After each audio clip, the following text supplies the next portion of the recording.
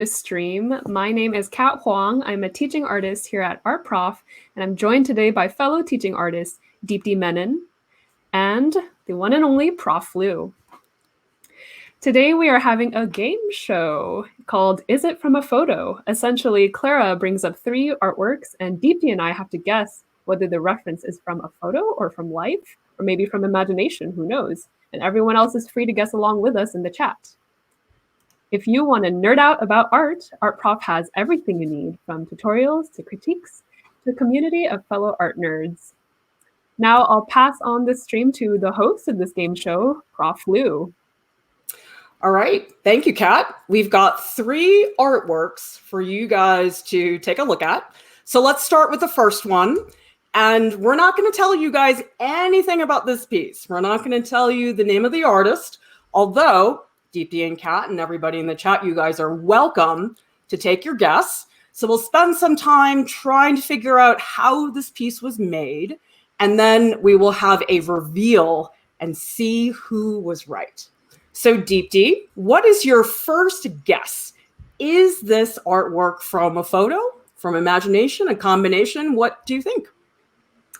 My initial instinct is that this is done from a combination of life and imagination.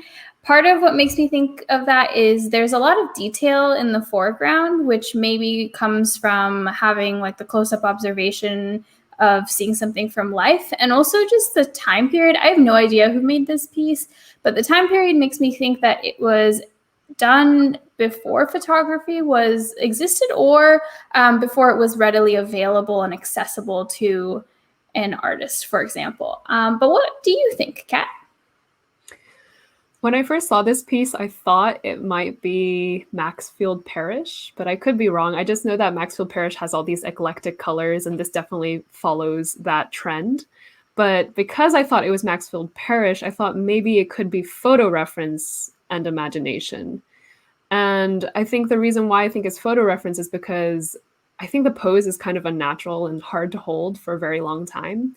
And I also know that one of my favorite artists, Anders Zorn, uses photography as reference, and his studies are just so beautiful that depending on how good your photo reference is, you can definitely pull off something as detailed as this image. So my final guess is photo and imagination. All right, let's hear from people in the chat. Tell us what you think, and if you have a guess of who the artist is, that's great as well. Neil is saying, I think it's done from life. It seems like it was made before cameras existed. Let's see what other people think. Raw Nook says, life and imagination. I think so too. I feel the background is imagination and the figure is maybe done from life. And Slepnir says, it looks like it's based on a photo of the person and the landscape is from imagination. Deepti, what do you think about the background? Do you think that's from imagination, or maybe that was from a photo? The background feels like it's from imagination, or it actually kind of, maybe this is why I think it's from life. It kind of reminds me of one of those just backdrops that are painted like for sets or plays. And maybe with like the outfit that I think it's a woman, but the subject is wearing, it reminds me honestly of like a scene from a live play.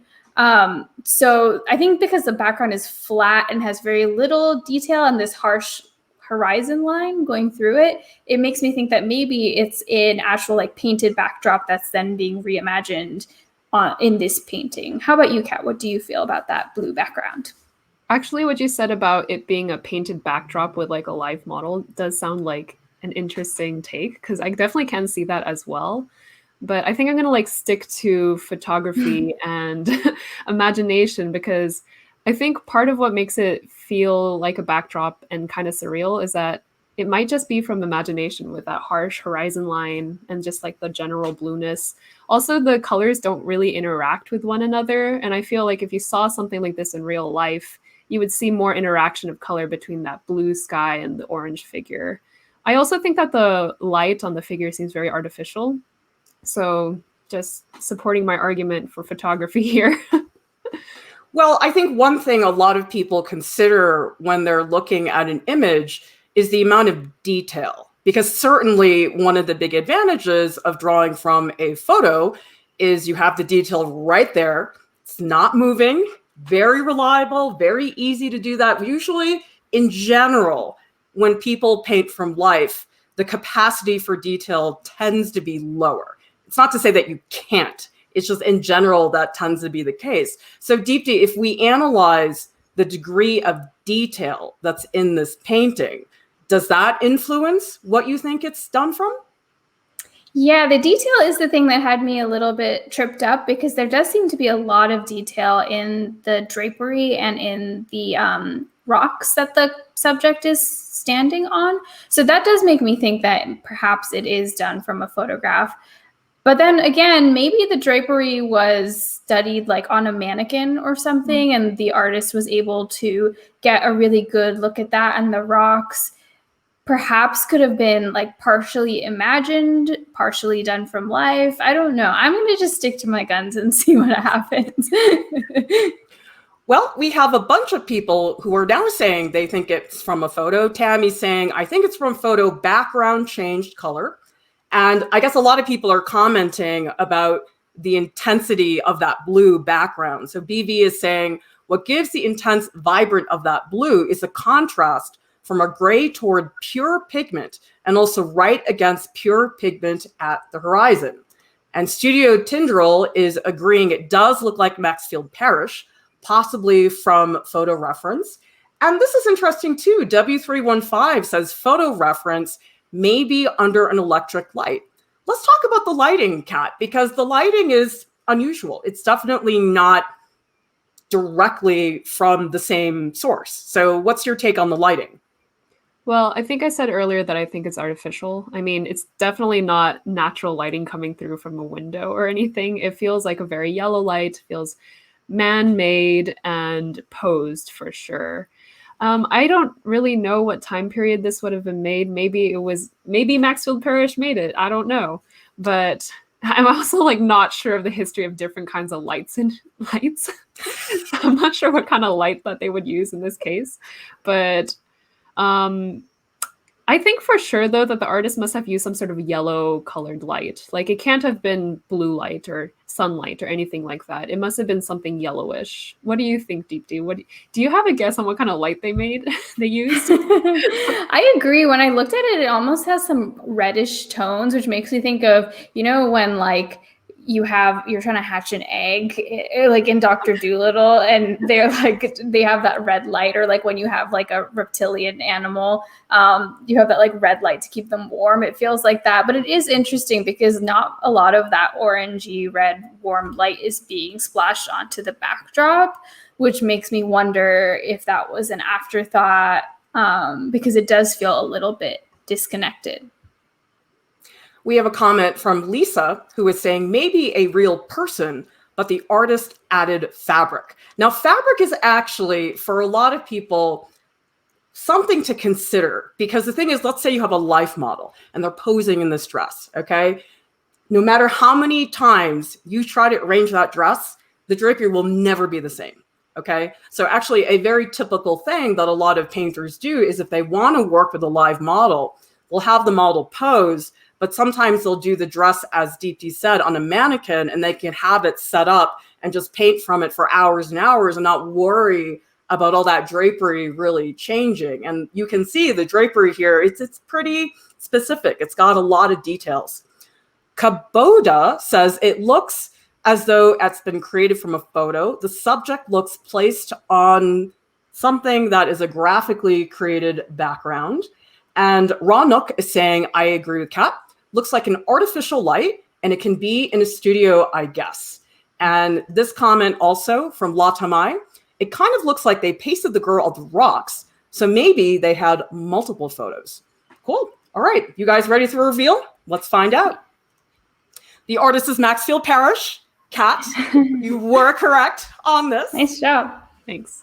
And let's find out how the piece was made. It is from a photo.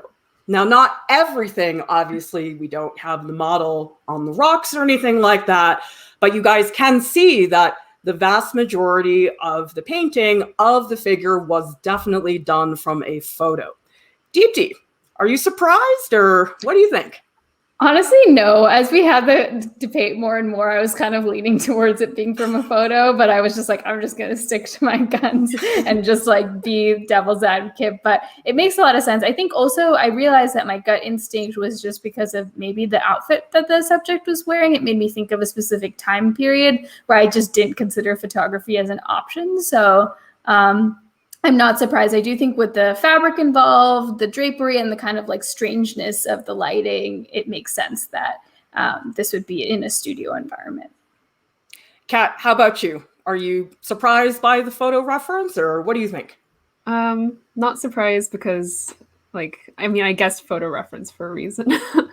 And I think something that I thought was really impressive and could have swayed me towards life is that there is like very, very subtle color change, especially in like the chest area of this model. And looking at the photograph, it's very washed out. It just looks pure white. But in the painted version, you can see there's like little bits of like gray, orange, yellow, blue. And I thought, okay, if anything was from life, it could have been the chest. That's the torso. But everything else I felt like could have been rendered from a photograph. And actually, there's a little scandal here with this artist model. Her name was Susan Lewin, and apparently Maxfield Parrish, who, by the way, lived 1870 to 1966. So they had photography, but let's just say they didn't have smartphones back then. So there was a limitation to the amount of photography they could do. But Maxfield Parrish left his wife and kids to go live in an art studio with this woman, Susan Lewin, so he could work more closely with her. It's like, come on, Maxfield Parrish. We knew what you were up to. I don't think this was to work more closely with the reference photos. So actually, Susan Lewin was the model for a lot of Maxfield Parrish paintings. And it's really fun for me to look at some of the differences because sometimes the atmosphere of the photo is so different. Like here, I actually think the photo is cooler than the painting. I don't know. It's like got a completely different look. Like Deepti, is this sort of strange to see the side by side for you, or what do you think?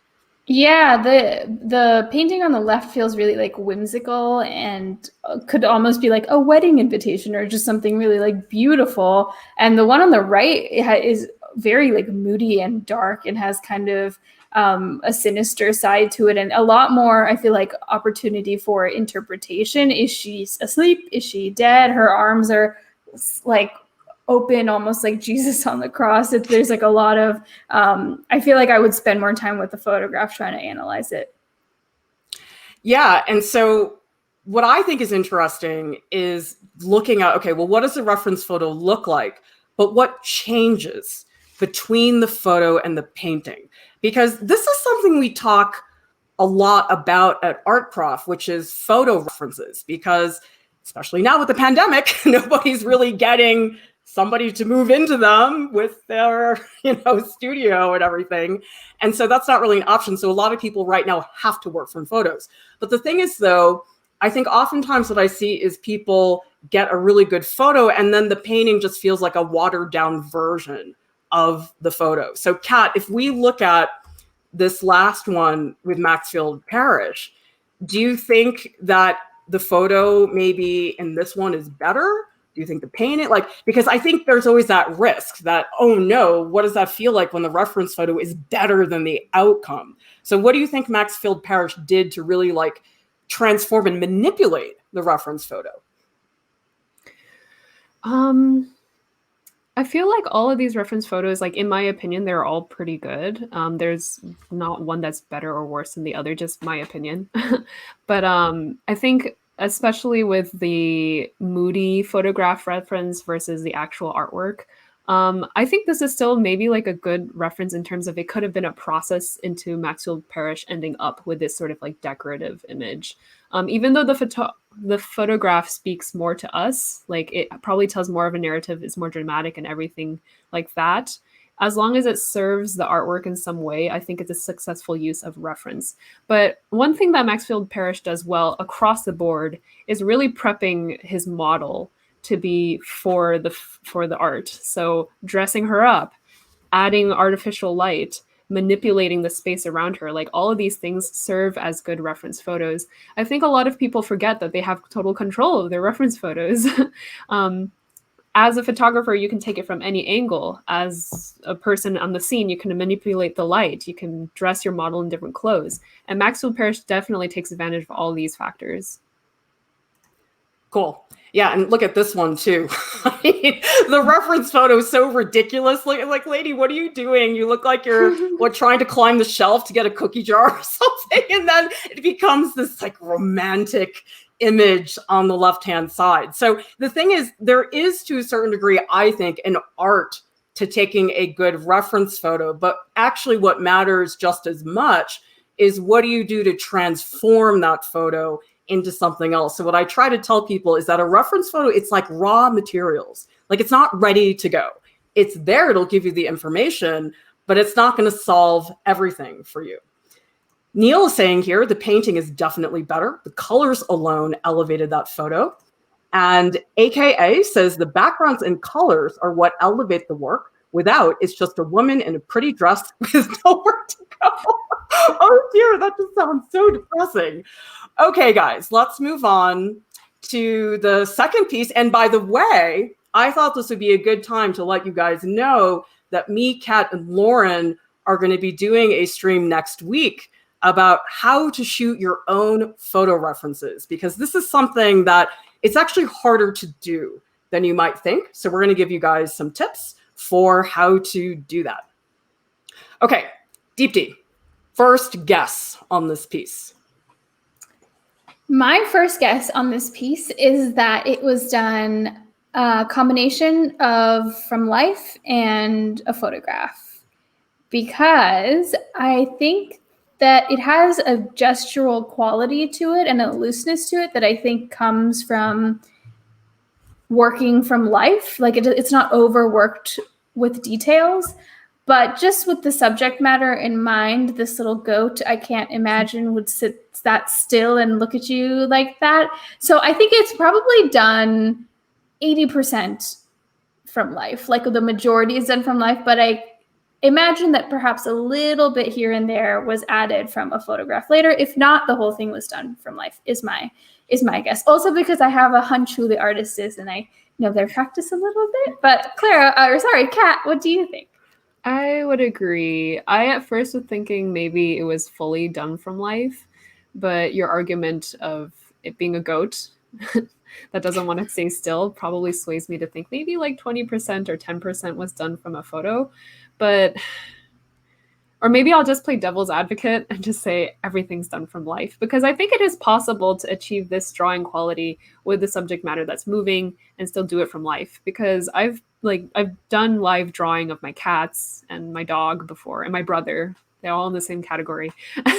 And they definitely move around and I can still get a pretty good drawing out of it. And more on the case of it being from life, I think, again, there's some really nice gestural quality from here.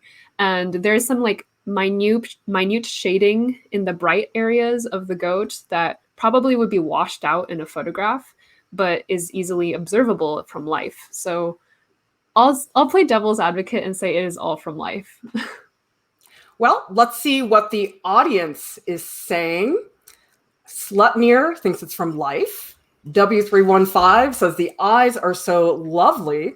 Eric says, looks like from life. Was it drawn by Professor Lieu? I'm not going to tell you guys. We're going to find out in a little bit.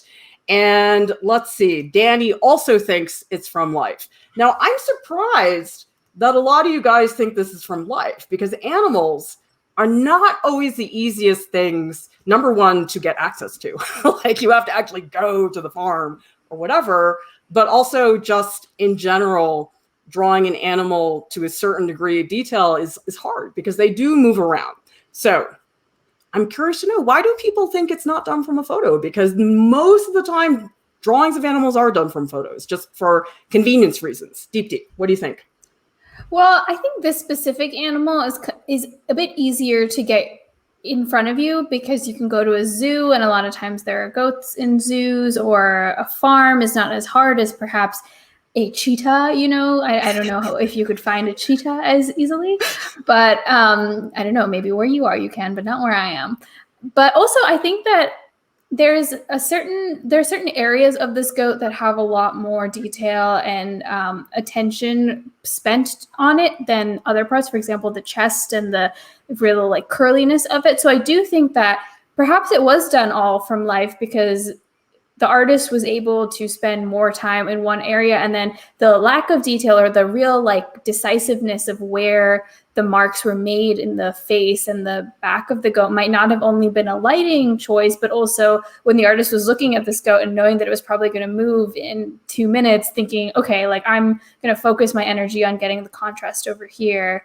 So even though the animal does move, I think, and it's hard to get their hands on, I do think, like Kat said, with the right eye and the right practice and the right planning, 30-second planning before jumping into it, I think you could achieve a piece with this amount of energy and detail and do it all from life. Well, so this is interesting because Lisa is saying life due to the gesture. Tammy's saying the same thing, gesture-like. And we have a couple other people who are saying similar things. For example, let's see, sorry, I lost that comment that I was trying to get to now. Let's see. BV says, I think it could be a photo because it's hard to get the angle of eye contact here. Who knows? But what I wanted to say about the gestural comment, just because something is not so detailed doesn't mean it can't be from a photo. Like, how do you guys know this is not just somebody who has a photo, but is working gesturally to make it a little bit less photorealistic? Kat, what do you think? Well, the reason why I'm pretty adamant this is from life is because I know the process of how to draw from life, and usually you want to get the biggest features down first. And it feels like that the artist is doing that here. And because it's a moving subject matter, you have to like quickly get down like big landmarks like eyes, mouth, horns, ears, and like big coat of fur. If it was from a photo, you wouldn't really be pressed to get all of those huge landmarks down so fast. Not that you shouldn't. I mean, you should be looking for landmarks and everything when you're figure drawing from photo or from life. But another thing that urges me to think that this is from life is because I just feel like it was started with a light marker to like really get down those features, and then very quickly gesturally drawn in with a darker marker very quickly to just get those landmarks down from a subject matter that was moving. We have a comment from Ibkwe. The brief yet quickly completed details captures the essence of the goat and gives a clue that the artist was drawing from life. And Latamai is saying, but the gesture could be because of the texture. Good point. And Seven Angelic is saying, could be a combination of observation from the goat wandering around. And AKA says, I've never seen a goat with such lovely locks. All right, guys, you ready? We're going to do the reveal and see what the story was. Yes, you guessed right, Neil. You're such a big art prof nerd. Neil guessed it because I actually forgot I used this as a thumbnail for like a really old video for a long time ago. But this is done from life, but it's not the from life that you guys thought it was. Because Deepti, you said that I was at a farm. Isn't that what your theory was? Yeah, that you were at a farm or a zoo or something. Mm-hmm. And did anybody here think it was, what do you call this, taxidermied goat? And it actually is from the RISD Nature Lab, which obviously I taught at RISD. I spent a lot of time over there, and they have tons and tons of specimens that you can check out and observe and stuff like that. So I think this is interesting because it was not moving and it did not have the liveliness that you expect to see from a real life goat. And so one of the reasons I put this into the stream is to demonstrate that you guys have more options to draw from than you think. Because Kat, don't you think that if your average person, let's say they live somewhere and there's no goats, their first thought is, oh, well, I have to draw from a photo, right? No other option. But what's really cool about this, guys, go to the Natural History Museum. Like, Kat, have you ever drawn at a museum like this? Yeah, I have. And I actually didn't draw taxidermied stuff. I drew skeletons, like what you see in this photo here. And it is a really cool experience. Like, you do get to have that. You kind of feel like an old historian, like documenting things. Sort of like, oh, what was the person, the Audubon guy who drew a lot of dead birds? You feel like Audubon. You're learning from the masters. And it's a really cool experience. I would highly recommend checking that out when quarantine is over.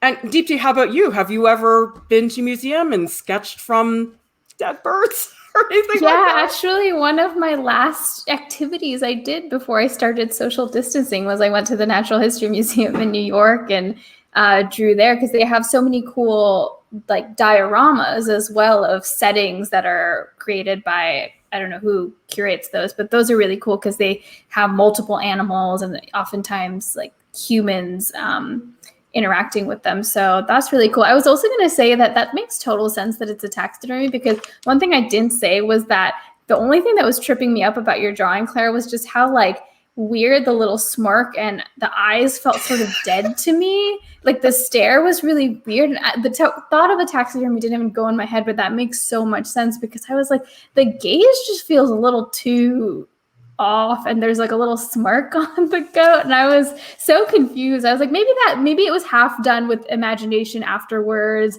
you know, just to like fill in the eye, and that's why it looks a little like creepy. But there's the answer to that. Yeah, the eye is sort of eerily a little bit too focused, I suppose. So, and the thing is, with taxidermied animals, they are weird looking objects and they do not look natural at all. And so there is an oddness to this drawing for that reason. Oh man, this is a great comment. AKA says, I was gonna joke about how you could get the best of both worlds with a stuffed goat. And we have some other comments. Ipwe says, then it's a still life. Same thing. David Pena says it's a still life if you think about it. And let's see. Lisa H says, my local museum has fantastic dioramas. And of course, Lepnir is saying that I see dead creatures. Of course, you know, what else are you going to do? You draw a goat. So anyway, this is something I want you guys to think about, is diversifying what you think you can use as a reference. Because I do think there is oftentimes the assumption is that it's life or photo. But it's not that straightforward, you guys. There's actually much more going on. Like, for example, here, this is a tutorial where Alex Rowe, he and I did go to a farm and we did hang out with sheep and stuff like that. And he did a bunch of gesture sketches. And then later on, he ended up doing this illustration that was based on the gesture drawings. And so, well, he didn't actually look at the real sheep during the time that he made the ink wash illustration. He definitely thought about, he called them their big butts waddling around and stuff. So it definitely for him was almost like a character study, because like Deepti, don't you think animals really communicate something with their movement? Totally. It's really interesting that you say that, because I know I've talked a bunch about how I'm an actor, but a lot of times when you're diving into a character, you try and think about like what animal that character would be, because so much of like a movement or a personality type could be personified in like the primal instincts of a character. But I was going to say also for Alex's study, it's really interesting because when you're drawing for life, sometimes you just understand something or your hand moves a certain way when you're drawing these like big butts over and over again that you wouldn't have done from a drawing. And then when Alex was translating that into his illustrations, he probably wouldn't have thought of that looking at a photograph, but knowing that when he was drawing from life, he was getting this motion in, it probably helped him with the character design of those little sheep. So that's kind of cool. Yeah, and Kat, I'm sure you've drawn some cats in your life. Why do you think that observing how they walk, and why does that matter? Why shouldn't you just get a photo? Why should you take the time to say, watch a cat video or play with your own cat or whatever? Right. Well, when you have a photo reference, that's a very 2D reference. But when you are interacting with a real life thing, that's a 3D experience. It's a very kinesthetic experience. And you see things that you cannot see from a 2D image. For instance, movement and personality. Like, I'm sure every single cat in this video had a different personality. Not all cats are made equal. And actually, something I wanted to point out for the sheep drawing that you made, I want to echo Deepti in saying that, yeah, the expression was really weird. Like it seemed very doll-like, but I was like, wanted to give you the benefit of the doubt because goats, I'm sure you don't live with goats, Clara. So No, I don't. I know that if you're drawing animals that you're not familiar with, you're going to draw them somewhat like from your own head, even when you don't have an interaction with this very live creature. And I've actually found myself drawing my own cats and my own dog in a way that is doll-like because I'm just like literally not used to drawing animals. But the more I draw them, the more I interact with them, they start to get more lively. They start to shed that doll-like character. And that's why you should interact with subject matters if you can. But if you can't, photos are fine too. By the way, we do have another episode of a game show. If you guys want to see how Lauren and Jordan did last time, you can watch this video. Okay, we've got our third piece. Deepti, what's your first guess? This one is interesting. I think it is done. I'm going to maybe guess that it's done from a photograph and from imagination. Because I think we're having the same problem with, or same situation with the first one, where there's a lot of drapery happening in the costuming, the position's a little weird, and also just working with a child can be an issue, getting them to sit still for a long time. So I think a photograph for all of those situations could be better. For the dinosaurs, I think also maybe not a photograph, maybe another illustration or a series of illustrations of this type of dinosaur. But actually, as I'm saying that, I'm like, maybe the dinosaurs were done from life and like figurines were involved. That could be kind of interesting. So I don't know what I just concluded, but I think I said all three. Why not? I'll say all three. Well, it's funny that you say that it could be from a 3D thing, because when I used to teach elementary school a long time ago, in the beginning, I would have like pictures of lizards and stuff if I wanted my kids to draw something like that. But actually, you know what the kids did much better with is I would just go to the toy store and I would buy these like big bags of plastic lizard toys. And I would give the kids these like little plastic lizards that say, draw this. They did so much better with their drawings when I gave them those 3D plastic toys, because I think they could interact with it differently than with a photo. And so actually 3D stuff can be very helpful as a reference, even if it's, you know, not a real T-Rex. Yeah. But what's your first guess? My guess is photo for the whole thing. But what Deepti said about maybe the dinosaur being from life is actually pretty interesting. But I don't know. I feel like maybe the artist could be Norman Rockwell, and I could be wrong, but I know Norman Rockwell uses a lot of photo reference. But for this particular image, Norman Rockwell aside, it has a quality of like plasticiness that is like relevant in images I see that are wonderfully painted, but based from a very good reference photo. Like, I don't know, the texture of that, the cloth versus the dinosaur versus like even the skin on the people, it seems like a little bit like plastic to me, if that makes sense. It all feels a little bit too shiny, too smooth. And so I feel like it is mostly from reference photo. That's my final guess. Slapnir thinks it's a combination of photos. And George says, I think it's done from a photo. I don't think a kid could sit that long. Yep. And Tammy says, people pose for the photo on a figure, and Ranuk is so totally lost. Which, you know something, I think that's a real compliment to the artist. Because, Deepti, have you ever looked at, say, a pencil portrait, and just the second you see it, you go, oh, that was done from a photo? Like, isn't that sort of a bummer when you have that experience? I don't know. What do you think, Deepti? I think so. I think it's also kind of I see it a lot of times with people who are working in their first few portraits or diving into portraiture. And a lot of times I see what's missing, or what makes me feel like it's a bummer, is that there's not a lot of exploration. Like, it just feels like the photo translated into an illustration, but there's not a lot of like internalizing and remixing happening. So it feels really flat. But this is a great example of like, if it is done from a photo, how it could take on a whole new life and really be reimagined, which perhaps is why I'm leaning towards all three being involved. And the more and more we think about it, the more and more I think that the dinosaurs are done from a sculpture. And Kat, what you said about the plasticiness, I think like a sculpture or a toy or something for that dinosaur would actually make sense with that plasticiness, because I do agree it has kind of a, like, it reminds me of these toys I used to play with as a kid, that like sheen that's on it. Yeah. Well, it's interesting because sometimes I'll have students who want to do fantasy creatures. Let's say they want to do a dragon. And so what I sometimes see is I'll say, you know, this is a little wonky. I think you should try looking at some references. And they say, I can't, it's a dragon.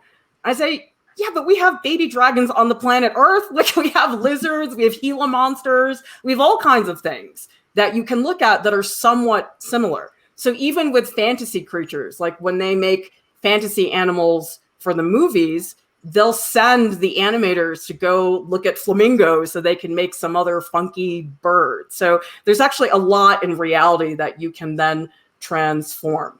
All right, let's do the reveal. You guys are right. Those of you in the chat, this is James Gurney. If you guys are not familiar with him, he's, I think, honestly, one of the best artists on YouTube. He's got a really active YouTube channel. I love his paintings. He's a brilliant artist, really, really prolific. So let's show you guys how this was made. So first of all, he does have this photo, and I love it when the artists pose for their own reference photos. It's like you end up doing just the silliest thing. Like, Kat, I think you've been in some pretty compromised positions for the sake of a reference photo, right? Yeah. In the future video we're going to have how to shoot a reference photo, I'm going to show a reference photo where I'm literally just like taking a video of myself leaping off of my bed again and again. Like, I climb back on my bed, I jump off, I climb back, I jump off, because I'm trying to get like the perfect jump reference. And that's not even like the craziest one. I'm sure I could think of more later. Now, here's the other thing, though. He did not stop with just the reference photo. As some people guess, there was a 3D model involved here. And so, Deepti, why have that figure? Because obviously the mannequin here does not look like it would be a good reference. So why do you think James Gurney would bother making this very crude figure to put on top of the dinosaur? Because he doesn't really need to paint the person, but why put that mannequin there? Well, I think it gives an added level of manipulation and power to the artist. And it also, when in the photo, he's not on the dinosaur. Here, he is on the dinosaur. So it creates kind of a bridge. And you also get like a nice 360 view. Of course, it's not detailed. And like you said, it's quite crude. But if the artist wanted to manipulate something slightly or move things around and just really see what this figure would look like on top of the dinosaur, this is that perfect bridge between that photograph and that final product. So that's my thought. What about you, Kat? Yeah, I agree. I think also this is such a great reference for light and shadow. And again, like in the first photo, James was not posing on a dinosaur. So there was no way to see that interaction of like, how would the light hit the figure and how would the shadow cast interact with the dinosaur? And I think making this mini model is such a great way to be able to just like solve that really complicated light and shadow problem. And honestly, kudos to them. I'm like going to start making models for my reference photos too. So actually, when you guys go back and you look at the references, this really is an extremely diverse blend of references. There's the photo James took of himself. There's the 3D model, and I'm sure plenty came out of his head as well.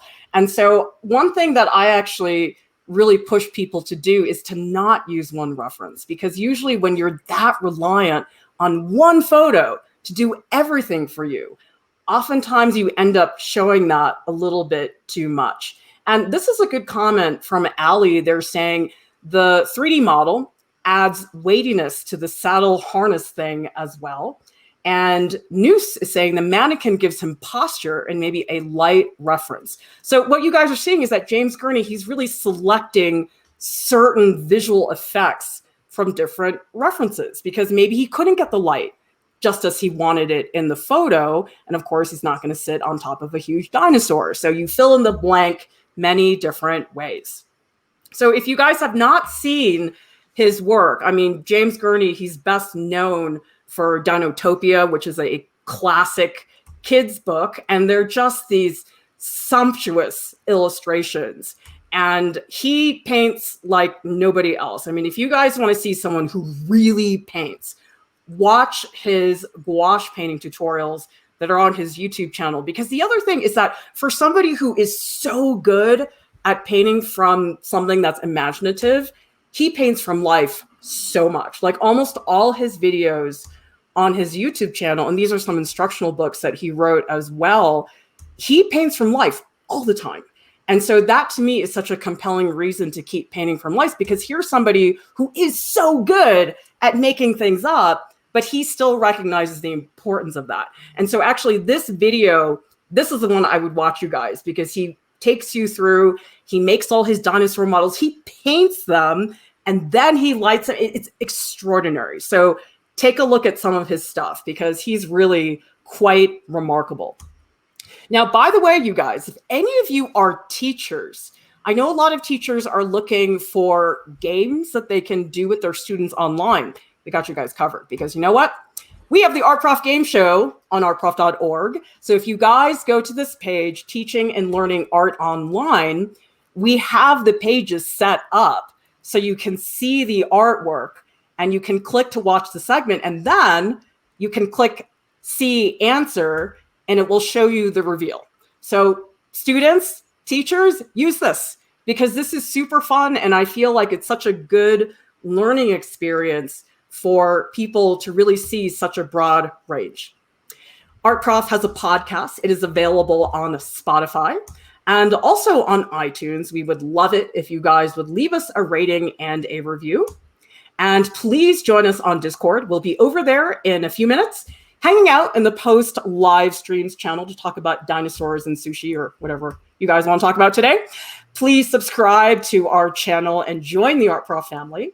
And thank you so much to our top Patreon supporters for helping us out to keep Art Prof up and running. Thank you to everybody who played our game show with us today, gave us all of your thoughts and comments. Thank you for watching. We'll see you next time. Bye-bye.